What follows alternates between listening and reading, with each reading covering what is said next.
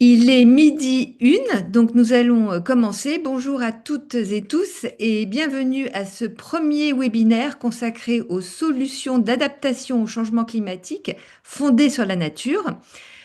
Pour commencer, un grand merci pour votre participation. Vous êtes plusieurs centaines à vous être inscrits et inscrites aujourd'hui. Je suis Juliette Nouel. Et avec Marguerite de Perrois, nous sommes les deux cofondatrices des ateliers de l'adaptation au changement climatique. Bonjour, nous avons choisi, on est dans la même salle avec Juliette, alors on entend parfois un écho. Nous avons choisi le format webinaire pour favoriser les questions-réponses et ainsi vous pouvez voter pour les questions que vous préférez. À la fin, pendant 10 minutes, les intervenants répondront à vos questions. Et après ce webinaire, vous aurez le replay qui sera disponible sur le site de l'OFB et sur le site des ateliers d'adaptation au changement climatique. Et nous enverrons aussi par email le lien de ce replay. Ok. Alors, je vais pas vous faire une présentation des ADAC, je vais juste vous rappeler ou vous faire découvrir qui c'est la raison d'être des ADAC. C'est comprendre pourquoi et comment s'adapter collectivement aux impacts physiques du changement climatique en s'engageant dans une trajectoire transformationnelle qui évite la maladaptation et recherche l'éco-bénéfice. Alors bien sûr, je continue en vous présentant les autres intervenants que vous voyez. Donc je commence par Anne Feuillas, chargée de mission dans le projet Life Artisan à l'OFB, acronyme de l'Office français de la biodiversité, et Amaury Parel, coordinateur national du projet à l'OFB. Nous avons en effet le plaisir d'avoir monté ces webinaires en partenariat avec l'OFB, webinaires qui seront au nombre de 7, un par milieu, et aujourd'hui, vous l'avez compris, c'est le milieu urbain. Sont également présents aujourd'hui Julien Verny de l'entreprise Pocheco et Valentin Désiré de la ville de Saint-Médard-en-Jalles, puisque leurs témoignages constitueront le cœur de notre webinaire. Tout de suite, je passe la parole à Anne Feuillas qui va nous expliquer ce qu'est une solution fondée sur la nature et en quoi consiste le projet Life Artisan. Et je partage mon écran pour que Anne puisse voir sa présentation. Voilà, c'est parti. Merci Juliette. Bonjour à toutes et tous. Alors très rapidement pour vous parler du projet Life Artisan pour lequel nous travaillons avec Amaury. Donc un projet sur 8 ans qui vise à favoriser le déploiement des solutions fondées sur la nature pour l'adaptation des territoires au changement climatique. C'est un projet qui est financé en grande partie par la Commission européenne et on a le plaisir de travailler avec 27 partenaires nationaux comme locaux. C'est un projet qui s'appuie sur trois piliers, une stratégie d'action, trois piliers. Un premier pilier plutôt national pour outiller et soutenir les parties prenantes avec des ressources et des formations notamment. Un second pilier constitué de 14 animateurs et animatrices régionaux qui localement animent les parties prenantes, conseillent, accompagnent les porteurs de projets et un réseau de 10 sites pilotes en Outre-mer et dans l'Hexagone pour voir concrètement comment se passe la mise en œuvre d'un projet de solution fondée sur la nature. Alors, je ne sais pas pourquoi je n'arrive pas à passer la slide suivante et j'arrive même pas à quitter. Qu'est-ce qui se passe? Ah bah si, C'est bon, voilà. c'est Alors, reparti. Alors, pour introduire ce webinaire, un bref rappel de ce que sont les solutions fondées sur la nature. Donc, c'est un concept qui nous vient, qui a été créé de l'Union internationale de conservation de la nature. En fait, cela regroupe plusieurs types d'actions qui sont basées sur les écosystèmes et qui permettent de relever différents défis de société. Donc, on se parle d'actions de préservation d'écosystèmes, donc on préserve des écosystèmes en bonne santé, bien sûr, de restauration d'écosystèmes qui peuvent être dégradés, par exemple, on peut même créer de nouveaux écosystèmes, ou des actions de gestion durable, donc d'écosystèmes naturels ou modifiés pour relever des défis de société tout en assurant des bénéfices pour la biodiversité et le bien-être humain. En fait, ce qui caractérise vraiment une solution fondée sur la nature, c'est ce co-bénéfice à la fois pour la biodiversité et à la fois pour les sociétés humaines. Aujourd'hui, on se parlera en particulier du défi de l'adaptation au changement climatique. Pour savoir si c'est bien une solution fondée sur la nature, il y a trois questions à se poser. Il y en a plus dans le critère, avec les critères UICN, mais retenez ces trois questions. On est bien sur un projet qui s'appuie sur le fonctionnement des écosystèmes. Il doit répondre à un défi sociétal, ici l'adaptation, mais ça peut être l'atténuation, la sécurité alimentaire, la protection contre les risques naturels, etc. Et surtout, on s'assure qu'on génère bien un gain net pour la biodiversité, c'est-à-dire qu'on a un écosystème et des fonctionnalités écologiques qui sont dans un meilleur état après le projet. Aujourd'hui, on va beaucoup se parler du milieu urbain, mais sachez que des solutions existent pour tout type de milieu et pour répondre à plusieurs types de risques naturels. En milieu urbain, on va le voir, il s'agit notamment d'actions de désimperméabilisation des sols et de végétalisation pour faire face à la fois au phénomène d'îlots de chaleur et gérer davantage le ruissellement des eaux pluviales. Mais vous voyez ici, on le verra tout au long des webinaires, on peut avoir beaucoup d'actions différentes. On peut prendre en particulier le cas des milieux aquatiques et des cours d'eau, dont la restauration permet de lutter contre le risque d'inondation et, dans certains cas, contre le risque de sécheresse.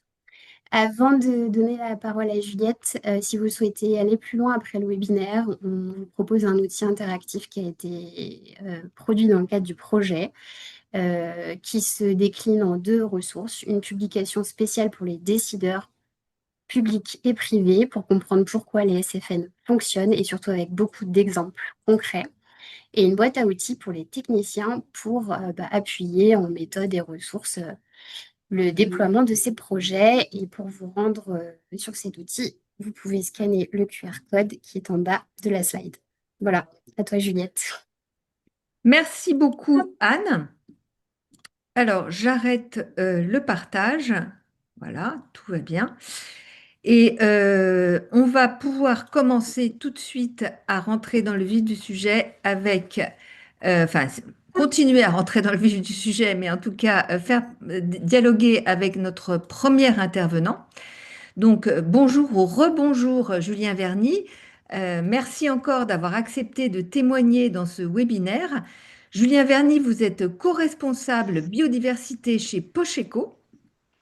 L'activité principale de Pocheco, qui emploie environ 80 personnes, est la fabrication d'enveloppes et de sachets écologiques et personnalisables. Votre entreprise est située dans la métropole lilloise, à l'est de l'île, dans la ville de Forêt-sur-Marque. Aujourd'hui, votre site est végétalisé à 60%, mais ça n'a pas toujours été le cas. Alors, la première question que je vous pose, c'est comment vous en êtes arrivé là? Alors, bonjour à tous et merci Juliette pour cette présentation et cet échange plutôt. Donc, si j'arrive sur comment on en est arrivé là, il y a deux éléments importants chez nous. Donc, Pocheco, fabricant d'enveloppes, un industriel basé dans un village en périphérie de la zone urbaine lilloise. Deux éléments, arrivée de notre dirigeant Emmanuel Druon en 1997 et qui a contribué à impulser une démarche de changement dans l'entreprise pour mettre l'écologie en tant qu'enjeu prioritaire, au même titre que tout ce qui est santé, sécurité, bien-être au travail, et en même temps l'enjeu économique. Il a créé une démarche qui s'appelle l'économie, qui est une économie qui se veut écologique, qui est régie par ces trois piliers que je viens de citer rapidement. Et en parallèle, ce qui s'est passé, c'est qu'il y a eu chez nous plutôt en 2012, pardon, il y a eu un gros incendie sur le site, malheureusement, où on a 3000 mètres carrés de bâtiments qui sont partis en fumée. Donc, on voit entre la photo de gauche et de droite, vous avez donc des bâtiments en haut à gauche qui étaient bâtiments de stockage matières premières, produits finis, qui ont brûlé 3000 mètres carrés, qu'on a reconstruit, réadapté autrement en prenant moins d'espace au sol, donc 3000 mètres carrés initialement. On est passé à 1800 mètres carrés aujourd'hui. Ça nous a permis de libérer 1200 mètres carrés d'emprise au sol qu'on a rendu à la nature, mais je vais développer ça un petit peu après parce que je pense que Juliette a d'autres questions.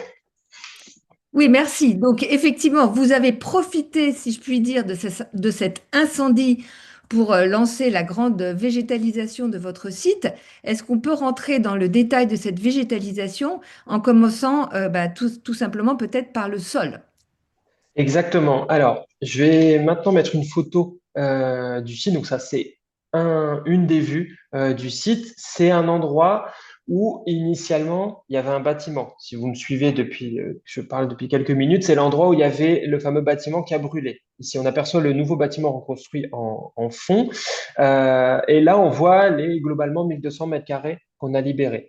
Pourquoi avoir libéré de l'emprise au sol? Puisqu'on pouvait en fait se dire, ben, on peut faire autrement, on peut construire plus haut et non pas être encore sur une surface trop large. Et à la place, on a pu faire sauter 2 dalles de béton qui faisaient plusieurs dizaines de centimètres chacune et qui avaient eh ben, détruit, malmené le sol qui était en dessous. On a Pardon, on a renaturé ce sol au fur et à mesure, on a ramené un petit peu de terre, mais on a surtout semé des graines de plantes locales et on a fait confiance à la nature. Les racines ont commencé à retravailler le sol, les plantes ont attiré les insectes, qui ont attiré les oiseaux, etc., etc. Et en fait, on a ramené le vivant sur ce site, on a créé un verger au fil des années avec l'équipe. Pourquoi avec l'équipe? Parce que c'était une volonté de cette équipe de, on va dire, d'investir cet espace, de créer un verger, d'avoir des zones comestibles pour en fait que les salariés puissent en bénéficier. Et en parallèle, c'est des zones où, alors ça se voit pas trop sur la photo, mais on peut aussi venir déjeuner, donc prendre une pause. On peut aussi travailler en extérieur, accueillir des clients. On a aussi, par exemple, créé la voie pompier que vous avez percevée sur la gauche. Alors, je vais montrer juste dans la photo d'après. Là, on voit une autre vue. Cette voie pompier, elle est en mélange terre-pierre. Donc, on n'a pas l'impression qu'il y a un espace pour le camion de pompier, mais il y a un camion de 15 tonnes qui peut passer puisque c'est un mélange de terre et de pierre qui assure l'importance et en même temps qui permet à la végétation herbacée, aux plantes sauvages de pousser et de se développer, d'attirer les insectes, les oiseaux, etc. et le vivant. En parallèle, on a planté des haies, on a creusé une mare, on a mis encore d'autres zones comestibles à différents endroits pour les équipes et pour le vivant. Donc, on a réinvesti notre espace en lieu et place d'une zone qui était très minérale, dont on n'avait plus forcément besoin. D'accord. Donc ça, c'est pour le sol. Sur les bâtiments, vous avez fait quoi sur les bâtiments, les façades et la toiture? Alors, on ne s'est pas arrêté au niveau du sol pour la végétalisation, on est aussi passé au niveau des façades. On est encore en train de le faire aujourd'hui, mais on a déjà végétalisé plusieurs centaines de mètres linéaires de façades avec du lierre, par exemple, qu'on voit là. Il y a aussi des rosiers, de la vigne, enfin plusieurs plantes grimpantes en fait qu'on a installées en fonction des différents types de façades présentes sur le site. Donc là, on voit notamment le lierre sur cette façade de bureau et il peut faire jusqu'à plus de 1 mètre, voire 1,50 m d'épaisseur par endroit sur le site.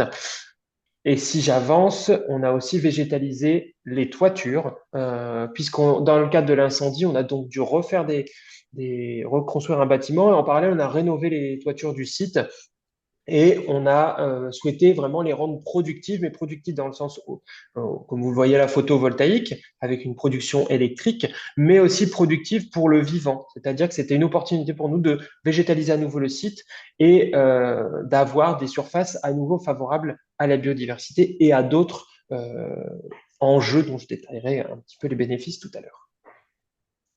D'accord. Donc la zone de maraîchage, on en a déjà parlé. Juste, Non, pas encore.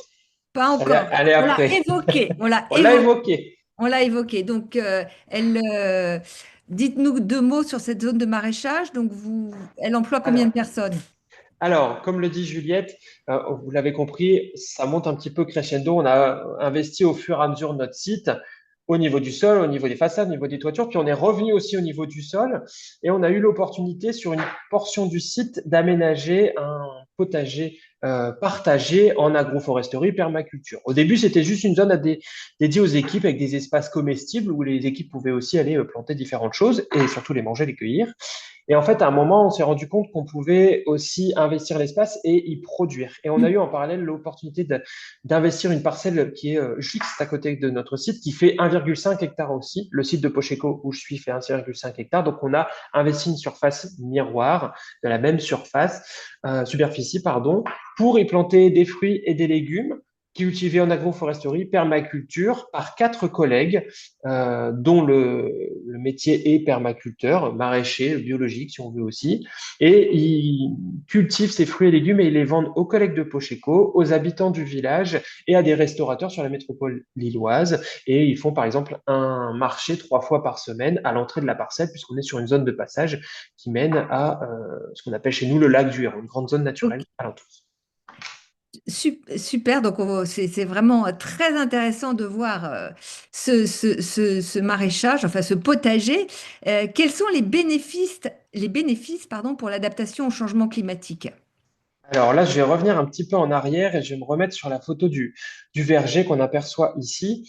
Alors, les bénéfices liés à cette désimperméabilisation, cette végétalisation, les premiers, les plus marquants, on va dire, c'est vis-à-vis du cycle de l'eau. Parce qu'en fait, le fait d'avoir désimperméabilisé le sol, d'avoir végétalisé, ça permet à la goutte d'eau de s'infiltrer à l'endroit où elle tombe ou au plus près de l'endroit où elle tombe. Parce que quand elle arrive, par exemple, sur les toitures, elle est tamponnée par la toiture, le surplus va dans des cuves pour des usages divers, et ensuite, il repart seulement dans le milieu naturel, dans les fossés aux alentours du site. Mais on garde vraiment l'eau sur le site. Et cette désimperméabilisation permet aussi à l'eau de s'infiltrer et non pas de ruisseler et donc d'engorger les réseaux ou de rentrer à des endroits où on ne voudrait pas. Exemple, l'intérieur des bâtiments, puisqu'il y a une vingtaine d'années, il y avait de l'eau qui rentrait sur le site dans les bâtiments. Ça pouvait en fait créer une humidité ambiante ou poser problème directement sur les produits. Et en fait, on avait des défauts de fabrication, des défauts produits liés à un problème, on va dire, environnemental.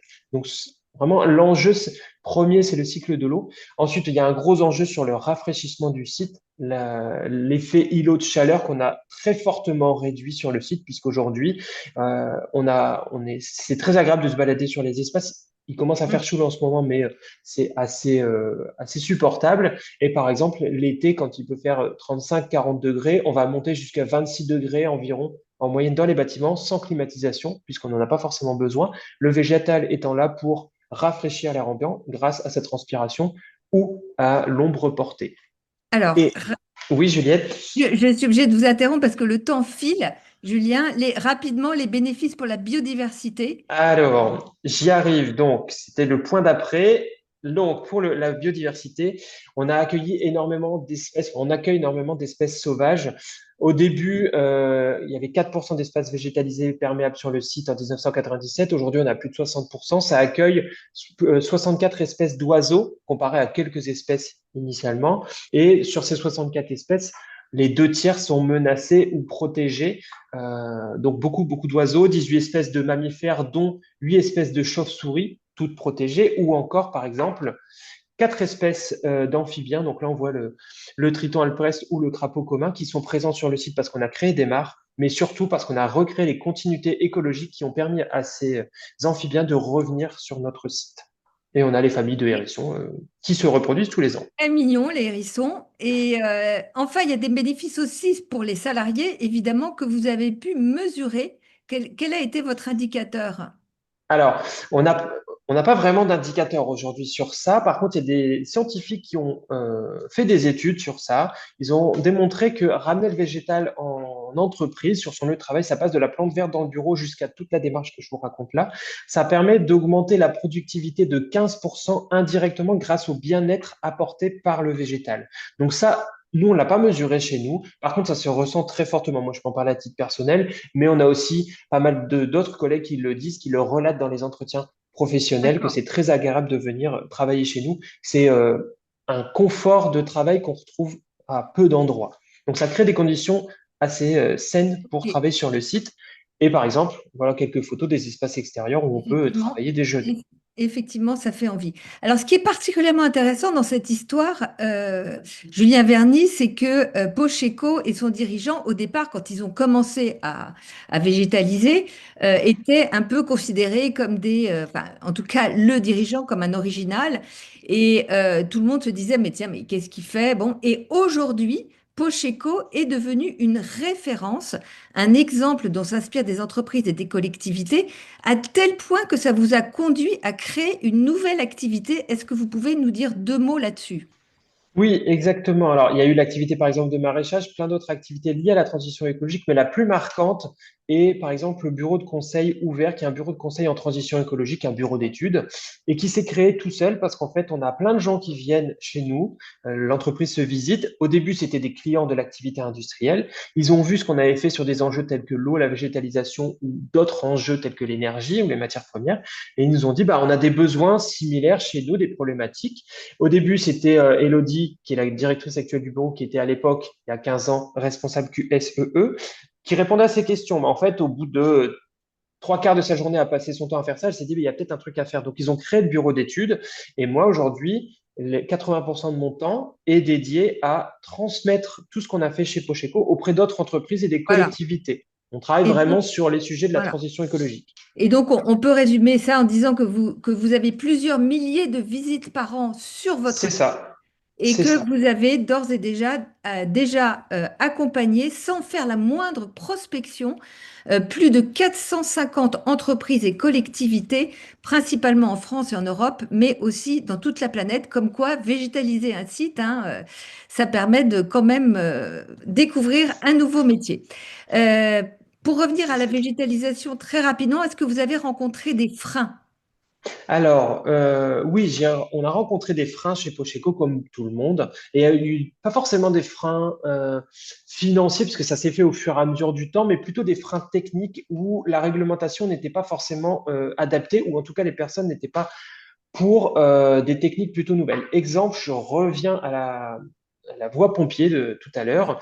Quand on a voulu l'installer, bah, en fait, les pompiers, ils voulaient pas. Ils nous disaient, ben non, c'est pas possible, le camion va pas pouvoir circuler sur une zone d'herbe. Mais on leur a dit, mais en fait, les chemins de campagne qui sont en gravier et en terre, les tracteurs, ils passent très bien dessus.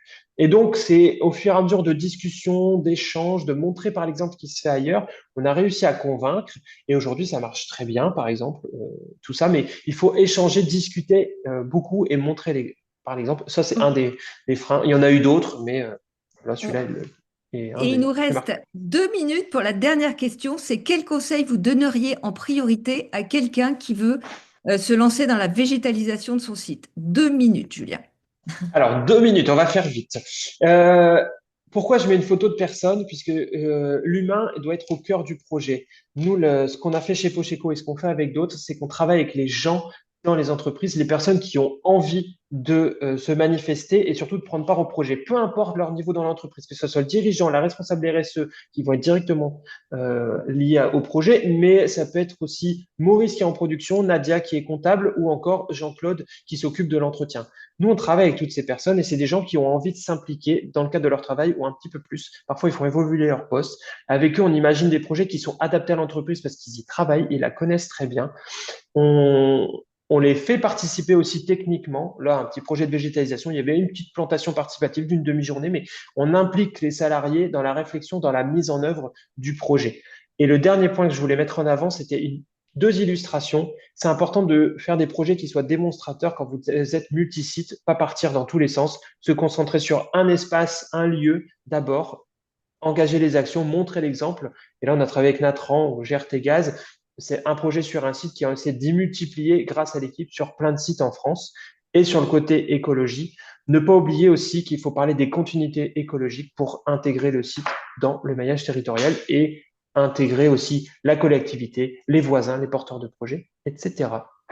Voilà dans les grandes lignes. Merci beaucoup, Julien. Donc, moi, je retiens surtout que la première chose à faire, c'est d'embarquer tout le monde et que ça ne soit pas simplement le projet de la direction RSE ou du Exactement. dirigeant ou de la dirigeante.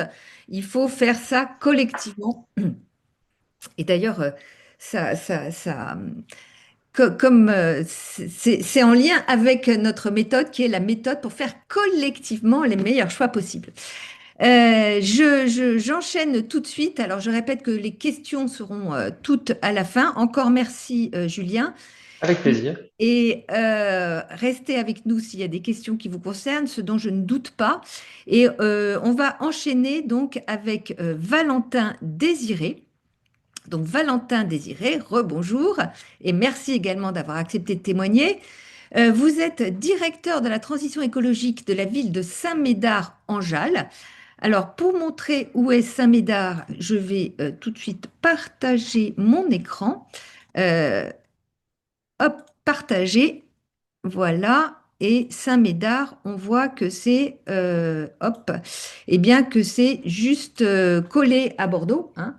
On voit la ville là et voilà une autre photo de Saint-Médard.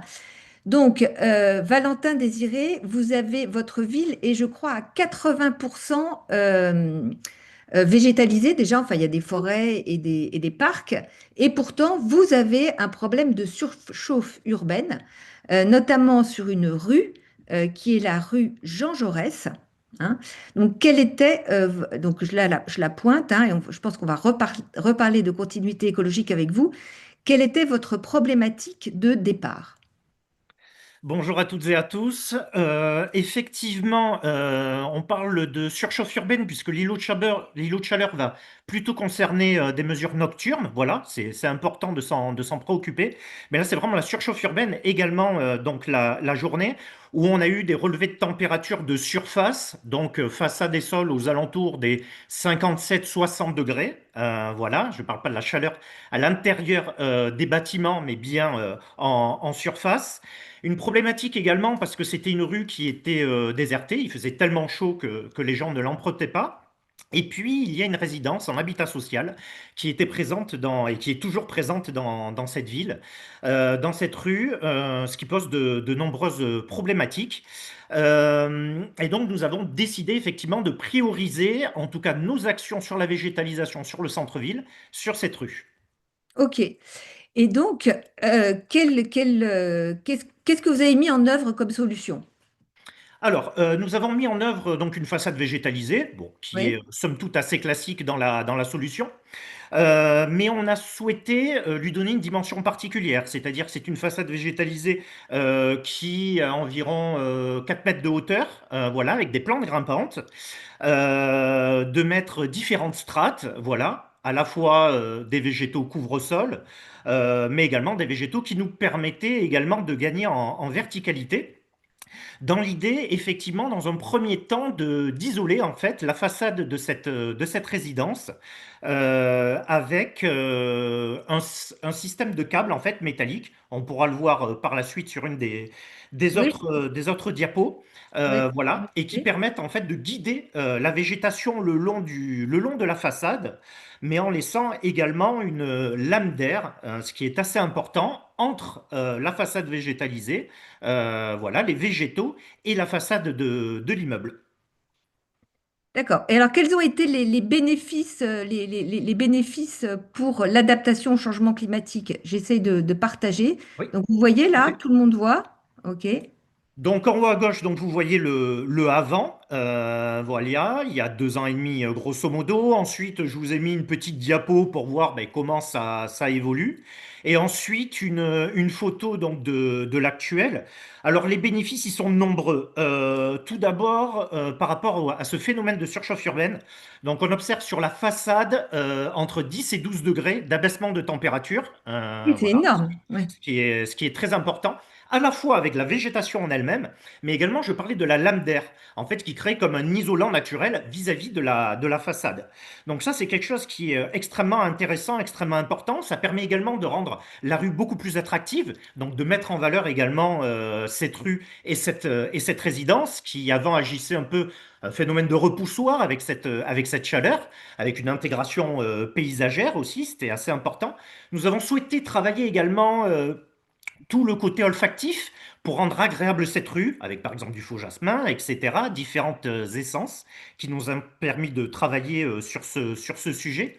Et il y avait également un objectif de recréer en partie une trame voilà, de biodiversité entre deux espaces assez importants, des réservoirs de biodiversité que nous avons en plein centre-ville.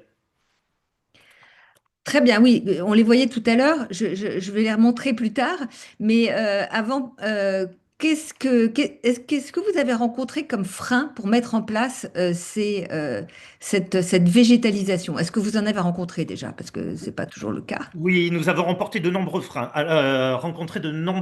Alors déjà, typiquement, le trottoir est extrêmement étroit. Voilà, donc on ne pouvait pas planter d'arbres, etc. Et même pour cette façade végétalisée, c'est-à-dire que vraiment, il y a eu des carottages qui ont été réalisés. Donc le trottoir qui a été découpé pour avoir le sol nu. Donc déjà, il a fallu creuser également parce qu'on avait un sol qui était déjà très artificialisé, même sous le trottoir, très compacté. Donc il y a eu déjà ce premier travail. Et ne pas Le faire carottage pour planter tout à fait, les tout à arbres. Ok, fait, ok, tout à oui. fait. Et pour pas qu'il y ait une largeur trop importante pour laisser le passage utile, donc ça c'est la première difficulté, c'est-à-dire qu'en fait la végétation prend tout son volume plutôt à une hauteur à environ 1,70 m, 1,80 m pour laisser un passage utile pour les personnes par exemple à mobilité réduite, mais même les piétons, les piétonnes. Il faut penser à tout, oui. Oui. Voilà, donc ça c'était la première chose. Deuxième chose, ça a été les freins techniques. Parce que très souvent, quand on arrive avec des solutions fondées sur nature, biodiversité, il y a une opposition parfois avec des personnes qui vont gérer techniquement l'aspect bâtimentaire. Et donc sur cet aspect patrimoine bâti, une des grandes craintes, tout à fait justifiée, c'était de créer en fait de l'humidité, que la façade ne puisse pas respirer. Donc ça, c'était une première problématique pour cette pérennité-là, par capillarité, d'avoir des problématiques d'humidité et également s'il devait intervenir sur la façade. Puisque bien entendu, dès que vous présentez ça, il y a toujours des projets de ravalement de façade qui sortent du chapeau, etc. Donc ça, pour rassurer vraiment le bailleur, nous avons dû faire intervenir un bureau d'études spécialisé qui a vraiment mené tous les calculs et qui a quelque part signé un document disant qu'il se portait garant de cette solution. L'idée, c'était également de faire quelque chose qui était démontable, tout ce qui est réversible. Voilà. C'est-à-dire que ils ont eu à intervenir en l'espace de une heure et demie. Nous arrivons à démonter donc sur 4 mètres de haut un peu plus d'une centaine de mètres de façade végétalisée. Voilà, une heure et demie, 2 heures, c'est réglé. Il nous suffit en fait de démonter ce que nous avons vissé dans la façade et qui n'impacte pas la pérennité, encore une fois, du bâti. Et à ce moment-là, après, on peut la remettre à la demande. Voilà, donc ce côté finalement très rapidement réversible, ça a été un argument en faveur de la mise en place, puisque les gens se sont dit, c'est pas ancré dans le bâtiment, donc si ça nous plaît pas, on pourra toujours l'enlever. Alors, il y a eu aussi des freins liés aux petites bêtes que les gens craignaient de voir arriver. Oui, tout à fait. Donc, bien entendu, hein, biodiversité, autant, voilà, on a beaucoup de défenseurs quand on parle. En règle générale, c'est un peu comme les arbres, ils les veulent pas chez eux ou à proximité de chez eux, parce que ça fait des feuilles, etc. Là, la crainte, c'était qu'il y ait des nuées, des hordes, voilà, d'insectes qui viendraient perturber la tranquillité des habitantes et des habitants. Et également, à mon grand étonnement, il y avait des craintes par rapport aux nuisances olfactives avec des odeurs qui auraient pu être trop entêtantes, voilà, et créer, je cite, des migraines parmi les résidentes et les résidents. Donc, il a quand même fallu, j'ai beau le dire de manière ironique, il a fallu, bien entendu, à chaque fois, point par point, contre-argumenter sur ces sujets-là. Et puis, donc désormais, on a également une faune hein, qui s'est implantée ici, hein, donc des cirques, des hémiptères, etc. Et on n'a eu aucune attaque voilà, à constater sur la Oui, population. oui, mais quand même, donc vous avez parlé enfin, de faire venir des chauves-souris pour tel type de moustique et je ne sais plus quel autre animal pour des Des hirondelles hirondelles, et des hirondelles. Voilà. tout à fait, tout à fait. Donc ça aussi, effectivement, ça y contribue, hein, puisque là, c'est une brique que je présente aujourd'hui. Bien entendu, c'est une approche systémique hein, sur tous ces sujets. Donc effectivement, on favorise la réintroduction des chiroptères, des chauves-souris et des hirondelles, voilà, qui ont malheureusement qui ont vu leur population réduire drastiquement ces dernières années. L'hirondelle, on va dire que ça pose pas trop de soucis parce qu'il y a le côté affect, mais par contre, ça crée des fientes, donc il a fallu également travailler sur ça. Et la chauve-souris, parfois, il y a quelques Ouais. fantasmes sur la chauve-souris suceuse de sang. Ok. Donc on va conclure, hélas, déjà, Valentin. Les coûts, les coûts, c'était pas du tout le principal problème. C'est moi qui vais répondre à la question pour aller plus vite. Bizarrement, étonnamment, et c'est la ville qui a payé à 100%, hein. L'entretien, ben, vous m'avez dit que vous aviez arrosé la première année, mais maintenant vous n'arrosez plus. Et je voudrais conclure, Valentin, par quel serait le principal conseil que vous aimeriez donner, ou les deux principaux conseils en une minute et quelques que vous donneriez à quelqu'un qui veut faire la même chose. Alors typiquement, c'est donc rassurer avec des arguments techniques. Ça vraiment, je pense que c'est très important et ça, c'est des documents que nous, on peut fournir. Voilà, preuve à l'appui. Ça, c'est la première des choses. Le caractère réversible, je réinsiste dessus. Toujours sur l'expérimentation, ce droit à l'erreur. On se trompe, ça peut arriver, ça nous arrive. En tout cas, moi, ça m'arrive. Et à ce moment-là, tout de suite avoir une solution pour revenir à l'existant, ça, c'est également très important. Et puis, se baser sur la population qui est quand même en demande sur tous ces sujets-là et qui peut aider à convaincre les bailleurs. Très bien. Eh bien, merci beaucoup. Et on va pouvoir passer aux questions. Donc, je vais repasser la parole à Marguerite. Très bien. Alors, les premières questions, pour l'instant, il y en a beaucoup pour Julien Verny. Première question, quel a été le déclencheur? Est-ce que pour un tel changement a été possible s'il n'y avait pas eu l'incendie? Alors, s'il n'y avait pas eu l'incendie, on n'aurait pas du tout, je pense, fait les choses comme elles sont aujourd'hui, puisque ben, il y a eu un bâtiment qui était totalement effondré, brûlé, donc ça a été une opportunité pour faire autrement. Après, faut savoir qu'avant ça, il y a un réel engagement humain de la part de notre dirigeant, Emmanuel Drion, dirigeant, donc, président de Pocheco, qui pousse les choses depuis son arrivée, et c'est grâce à lui que les choses sont comme ça aujourd'hui, mais aussi grâce à l'équipe au sens large, puisque au fur et à mesure du temps, Emmanuel s'est entouré de différentes personnes qui ont pris part au projet. J'en fais partie, et on est pas mal ici à s'impliquer pour vraiment en fait pousser les curseurs jusqu'au bout. Donc voilà pour cette question.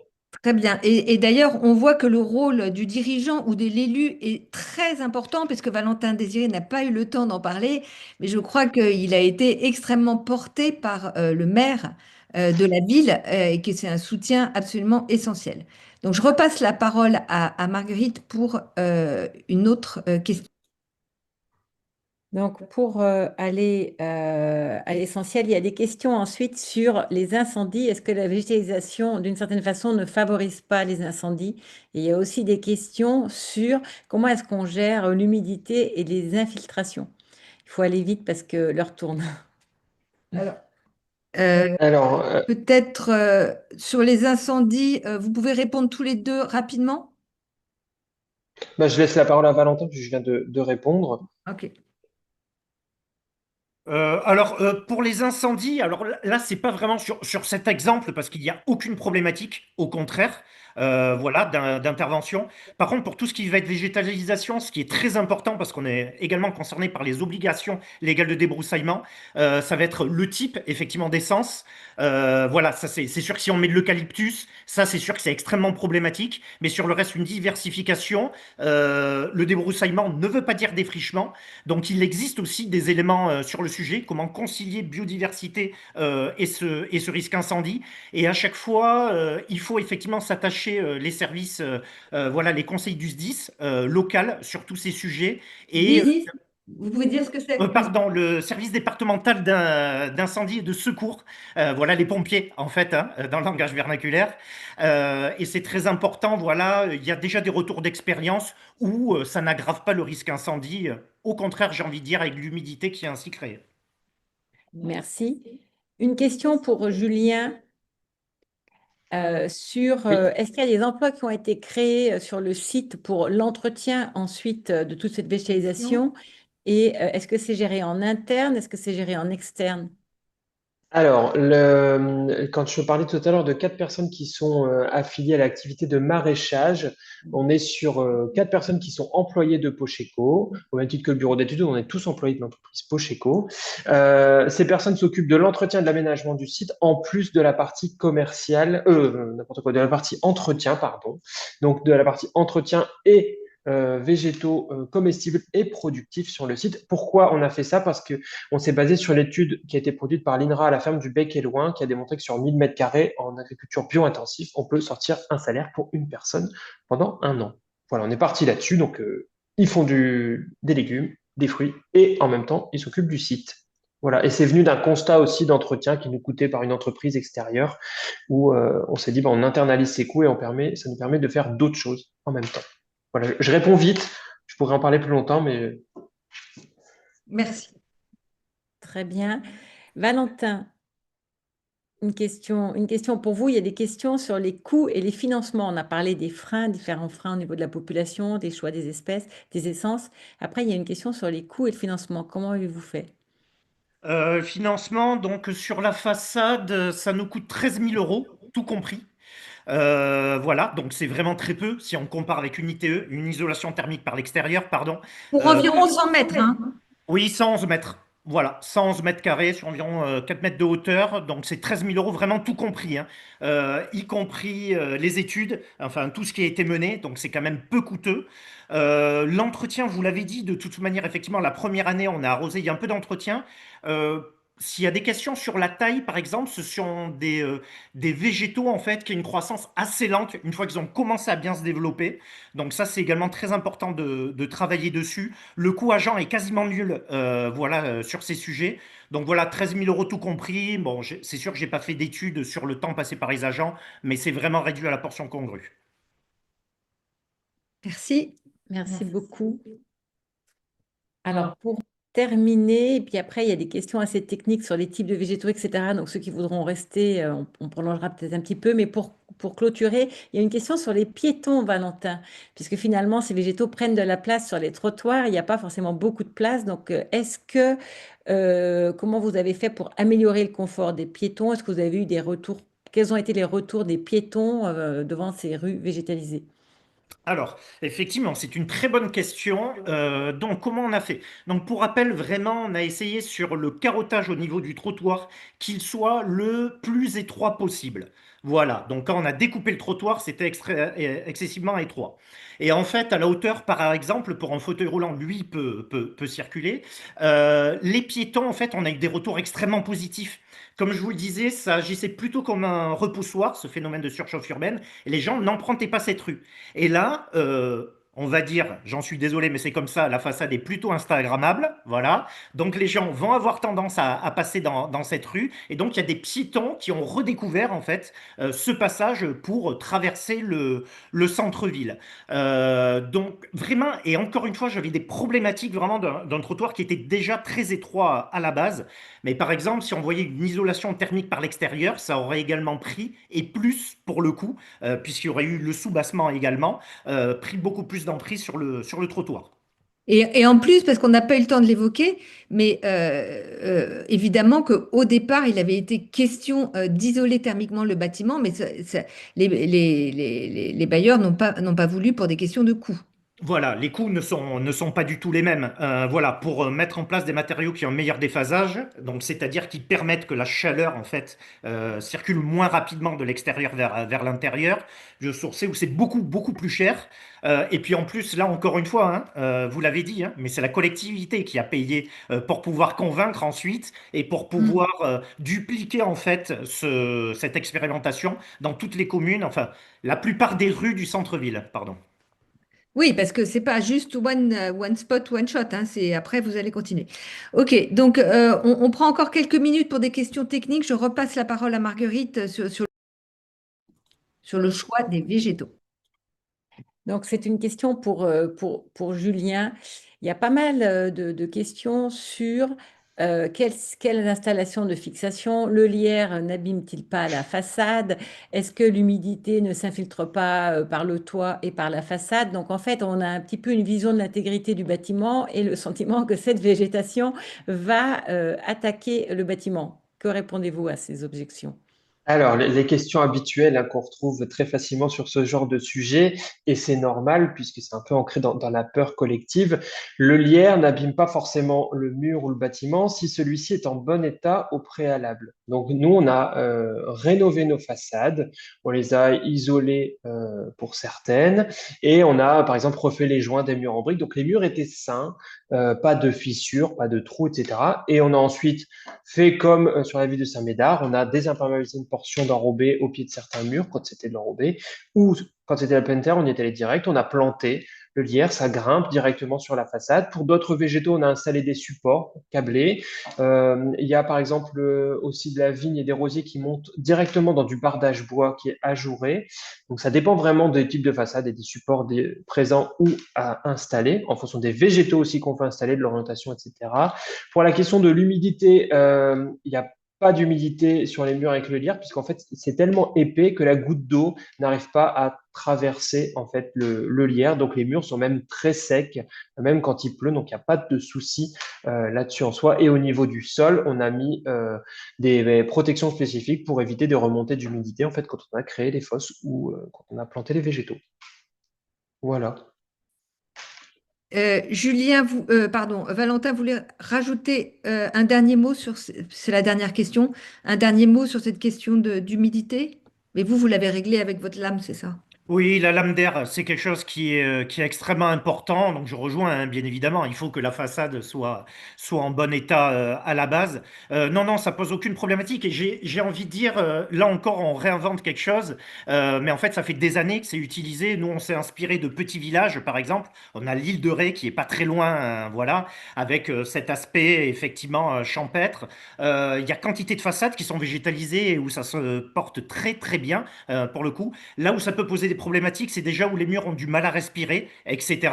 Et où il y a déjà un phénomène d'infiltration qui pourrait être aggravé, mais en tout cas, ça ne serait pas la cause de la problématique sur la façade. Voilà. Ok, eh ben écoutez, il me reste à vous remercier pour ces témoignages, à remercier Anne et Amaury également de l'Office français de la biodiversité. Donc, je rappelle que c'était la première version la première session de ce webinaire. La prochaine aura lieu le 7 juillet. Et eh bien, le thème sera, le milieu sera le littoral et on parlera évidemment beaucoup de montée du niveau de la mer. Donc, j'espère que vous y retrouvez nombreux et nombreuses le 7 juillet. Merci encore pour votre attention et à très vite.